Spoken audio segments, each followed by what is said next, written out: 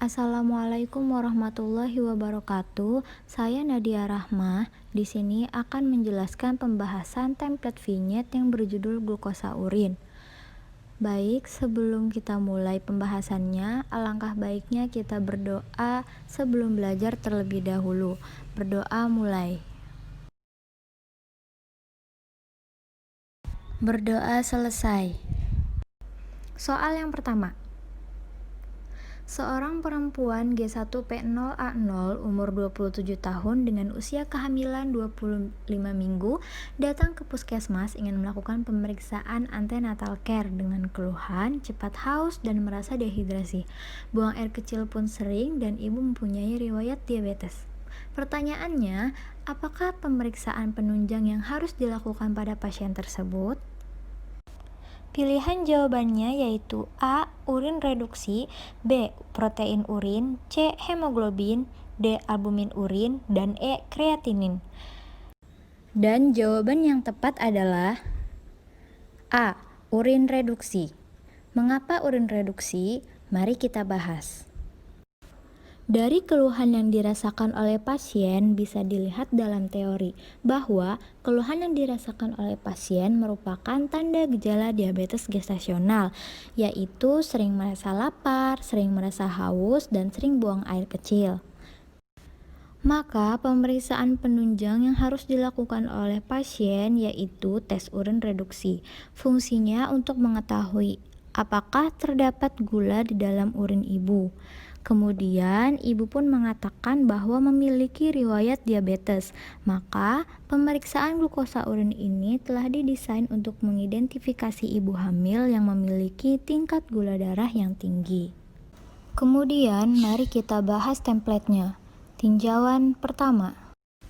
Area kompetensi bidan. Pada soal ini termasuk ke dalam landasan ilmiah praktik kebidanan, dikarenakan soal ini membahas tentang pemeriksaan penunjang apakah yang harus dilakukan oleh bidan untuk mendeteksi apakah adanya masalah kesehatan pada ibu hamil. Kemudian, tinjauan yang kedua untuk domainnya termasuk ke dalam kognitif, karena kognitif terdiri dari tahapan pengetahuan, pemahaman, penerapan, analisa, sintesa, dan evaluasi.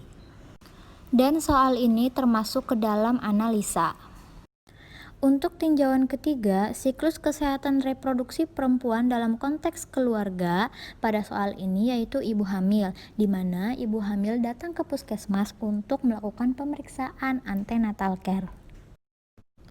Pada tinjauan 4, lingkup praktik bidan pada soal ini yaitu deteksi komplikasi, dikarenakan ibu mempunyai keluhan cepat haus, merasa dehidrasi, dan sering buang air kecil. Maka dari itu, ibu memerlukan pemeriksaan untuk mendeteksi apakah adanya komplikasi atau masalah pada kesehatan yang dialami oleh ibu hamil. Kemudian pada tinjauan 5, manajemen asuhan pada soal ini termasuk ke dalam pengkajian, karena pada soal ini mengkaji keluhan yang dirasakan oleh ibu dan apakah ibu memiliki riwayat penyakit yang bisa menimbulkan komplikasi kehamilan. Untuk tinjauan 6, sasarannya individu, yaitu pada ibu hamil. Dan untuk tinjauan 7, setting pelayanannya dilakukan di klinik atau unit kesehatan, yaitu puskesmas. Soal kedua, seorang perempuan G1P0A0 umur 26 tahun dengan usia kehamilan 24 minggu datang ke puskesmas mengeluh berat badan naik secara drastis dan merasa cepat lelah. Hasil pemeriksaan berat badan 86 kg, tinggi badan 165 cm, dan tekanan darah 120/80 mmHg. Pasien melakukan pemeriksaan penunjang dan didapatkan hasil Hb 12 gram per desiliter, protein urin negatif, dan glukosa urin positif 2. Pertanyaannya, apa faktor resiko yang terjadi pada pasien tersebut? Pilihan jawabannya yaitu A. Obesitas, B. Anemia, C. Preeklamsi, D. Usia, dan E. Eklamsia. Dan jawaban yang tepat adalah A. Obesitas. Mengapa obesitas? Mari kita bahas. Pada soal tersebut, pasien mengeluh berat badan naik secara drastis dan merasa cepat lelah, dan dilihat dari pemeriksaan glukosa urinnya yaitu positif 2, yang artinya ibu mengalami diabetes karena terdapat gula di dalam urin. Kemudian bisa dilihat dalam teori yaitu faktor risiko diabetes. Salah satunya yaitu obesitas. Dan untuk memastikan kita bisa menghitung IMT ibu hamil tersebut, di mana berat badan ibu sebesar 86 kg dan tinggi badannya 165 cm. Maka rumus IMT yaitu BB per TB kuadrat. Jadi 86 dibagi 165 kuadrat. Akan tetapi satuan cm diubah menjadi satuan meter. Jadi 86 dibagi 1,65 kuadrat. Maka 86 dibagi 2,7225. Hasilnya yaitu 31,6. Bisa dilihat dalam teori, apabila hasil IMT lebih dari 30, maka ia termasuk ke dalam obesitas. Maka faktor resiko pada soal tersebut yaitu obesitas. Kemudian mari kita bahas templatenya.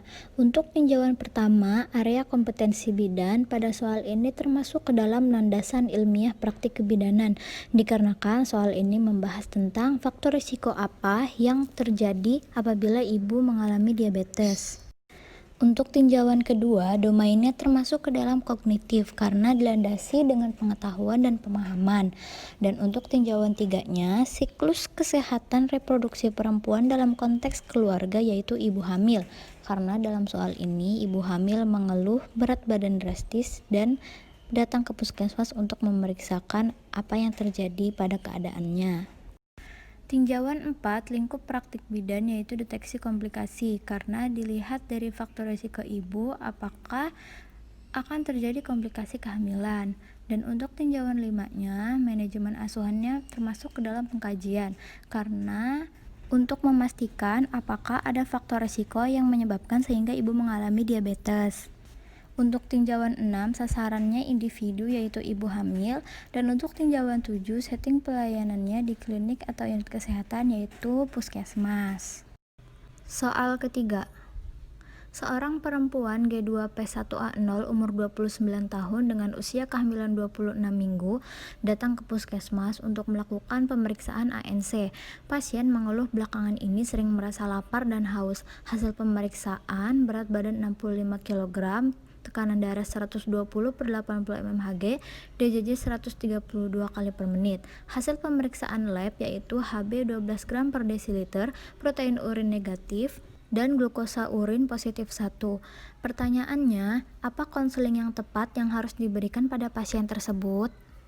Pilihan jawabannya yaitu A. Olahraga teratur, B. Rutin periksa tekanan darah, C. Mengatur pola makan, D. Istirahat yang cukup, dan E. Rutin periksa ke dokter. Dan jawaban yang tepat adalah C. Mengatur pola makan. Mengapa mengatur pola makan? Mari kita bahas. Pada soal tersebut, ibu mengeluh sering haus dan lapar, di mana termasuk ke dalam tanda gejala diabetes gestasional. Dan pemeriksaan glukosa urin didapatkan hasil positif 1. Dilihat dari keluhannya, mengatur pola makan merupakan konseling yang tepat untuk ibu, karena mengatur pola makan bisa mengontrol atau mempertahankan kadar gula darah, mempertahankan berat badan dalam batas normal, mencegah terjadinya hipoglikemia, dan mengurangi atau mencegah terjadinya komplikasi. Oleh karena itu, mengatur pola makan atau porsi makan yang berkaitan dengan kestabilan berat badan selama hamil. Mari kita bahas templatenya. Untuk tinjauan yang pertama, area kompetensi bidan pada soal ini termasuk ke dalam promosi kesehatan dan konseling, di mana dalam pertanyaannya disebutkan konseling apa yang tepat untuk ibu hamil dalam mengatasi keluhannya. Pada tinjauan kedua, domainnya termasuk kognitif karena pada soal ini termasuk ke dalam pengetahuan dan penerapan apa yang harus dilakukan oleh ibu hamil untuk mengatasi keluhannya. Untuk tinjauan 3, siklus kesehatan reproduksi perempuan dalam konteks keluarga yaitu ibu hamil, di mana ibu hamil datang ke puskesmas untuk meminta konseling apa yang harus dilakukan untuk mengatasi keluhannya. Pada tinjauan 4, lingkup praktik bidan yaitu deteksi komplikasi, di mana berdasarkan keluhan dan hasil pemeriksaan glukosa urin ibu untuk mengetahui apakah ada komplikasi kehamilan. Dan untuk tinjauan 5, manajemen asuhannya yaitu perencanaan, di mana untuk mengetahui konseling apa yang harus diberikan pada ibu atas keluhan yang dirasakan. Untuk tinjauan 6-nya, sasarannya yaitu individu yaitu ibu hamil. Dan untuk tinjauan 7-nya, setting pelayanan yaitu di klinik atau unit kesehatan yaitu di puskesmas. Soal keempat, seorang perempuan G1P0A0 umur 24 tahun dengan usia kehamilan 25 minggu datang ke puskesmas untuk melakukan pemeriksaan laboratorium. Didapatkan hasil pemeriksaan lab yaitu Hb 11 gram per desiliter, glukosa urin positif 2, dan protein urin negatif. Pertanyaannya, apa komplikasi yang mungkin terjadi pada bayi pasca melahirkan? Pilihan jawabannya yaitu A. IUGR, B. Hipotermi, C. Asfiksia, D. BBLR, dan E. Hipoglikemia akut. Dan jawaban yang tepat adalah E. Hipoglikemia akut. Mengapa hipoglikemia akut? Mari kita bahas. Dari soal tersebut didapatkan hasil pemeriksaan glukosa urin yaitu positif 2, di mana terdapat gula di dalam urin ibu, artinya ibu mengalami diabetes. Bisa dilihat di dalam teori bahwa hipoglikemia akut merupakan komplikasi yang bisa terjadi pada bayi pasca melahirkan. Pada ibu dengan gula darah yang tinggi dapat mengalir ke peredaran darah bayi dan memicu produksi insulin dalam tubuh bayi. Saat bayi lahir, asupan glukosa dari plasenta akan turun, sementara kadar insulin dalam tubuh bayi masih tinggi. Keadaan ini yang menyebabkan hipoglikemia pada bayi baru lahir. Mari kita bahas template-nya. Untuk tinjauan yang pertama, area kompetensi bidan pada soal ini termasuk ke dalam landasan ilmiah praktik kebidanan, karena soal ini membahas komplikasi apa yang bisa terjadi pada bayi baru lahir pasca melahirkan pada ibu yang menderita diabetes. Untuk tinjauan kedua, domainnya yaitu kognitif, karena soal ini membahas tentang komplikasi apa yang terjadi pada ibu dengan diabetes pasca bersalin pada bayi baru lahir. Kemudian untuk tinjauan 3, siklus kesehatan reproduksi perempuan dalam konteks keluarga yaitu ibu hamil, di mana pada soal ini ibu hamil datang ke puskesmas untuk melakukan pemeriksaan laboratorium. Untuk tinjauan 4, lingkup praktik bidan yaitu deteksi komplikasi untuk mengetahui apa komplikasi yang terjadi pada bayi baru lahir pasca melahirkan. Kemudian untuk tinjauan 5-nya, manajemen asuhannya termasuk evaluasi, karena untuk mengevaluasi apa yang akan terjadi pada ibu hamil saat melahirkan, nifas, atau bahkan kehamilan selanjutnya. Dan untuk tinjauan 6, sasarannya individu yaitu ibu hamil, dan untuk tinjauan 7, setting pelayanannya di klinik atau unit kesehatan yaitu puskesmas. Kemudian soal kelima, seorang perempuan G2P0A1 usia kehamilan 27 minggu datang ke puskesmas untuk melakukan pemeriksaan ANC dengan hasil berat badan 56 kg, tekanan darah 110/70 mmHg. Hasil pemeriksaan laboratorium Hb-nya 12 gram per desiliter, urin protein negatif, dan glukosa urinnya positif 1.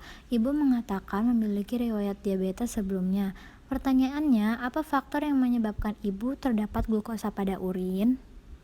Pilihan jawabannya yaitu A. Anemia, B. Berat badan berlebih, C. Riwayat hipertensi, D. Riwayat diabetes, dan E. Riwayat abortus. Dan jawaban yang tepat adalah D. Riwayat diabetes. Mengapa riwayat diabetes? Mari kita bahas. Riwayat diabetes merupakan penyebab bisa terdapatnya glukosa urin pada kehamilan, karena riwayat diabetes merupakan faktor risiko diabetes gestasional. Dilansir dari teori riwayat glukosaria atau kadar gula dalam urin yang juga merupakan faktor risiko yang bisa terjadi pada diabetes gestasional. Namun, untuk memastikan, ibu dapat melakukan pemeriksaan lanjutan seperti tes toleransi glukosa oral awal atau lanjutan. Oleh karena itu, riwayat diabetes merupakan faktor penyebab terdapatnya glukosa di dalam urin ibu. Kemudian mari kita bahas template-nya. Untuk tinjauan yang pertama, area kompetensi bidan. Pada soal ini yaitu landasan ilmiah praktik kebidanan, karena pada soal itu membahas tentang apa faktor penyebab yang bisa menyebabkan terdapatnya glukosa pada urin. Untuk tinjauan kedua, domainnya yaitu kognitif, karena soal ini membahas tentang pengetahuan apa faktor penyebab terdapatnya glukosa pada urin. Pada tinjauan ketiga, siklus kesehatan reproduksi perempuan dalam konteks keluarga yaitu hamil, dikarenakan ibu hamil yang datang ke puskesmas untuk melakukan pemeriksaan laboratorium. Kemudian pada tinjauan 4, lingkup praktik bidan yaitu deteksi komplikasi, di mana saat ibu hamil melakukan pemeriksaan laboratorium glukosa urin didapatkan hasil positif 2. Untuk tinjauan 5, manajemen asuhannya yaitu pengkajian, di mana soal tersebut mengkaji apa faktor yang menyebabkan terdapatnya glukosa urin pada ibu. Pada tinjauan 6, sasarannya individu yaitu ibu hamil, dan untuk tinjauan 7, setting pelayanannya yaitu di klinik atau unit kesehatan yaitu puskesmas. Baik, pembahasan telah selesai. Mari kita berdoa setelah belajar. Berdoa dimulai. Berdoa selesai. Terima kasih atas perhatiannya. Semoga bermanfaat. Kurang dan lebihnya mohon maaf. Wassalamualaikum warahmatullahi wabarakatuh.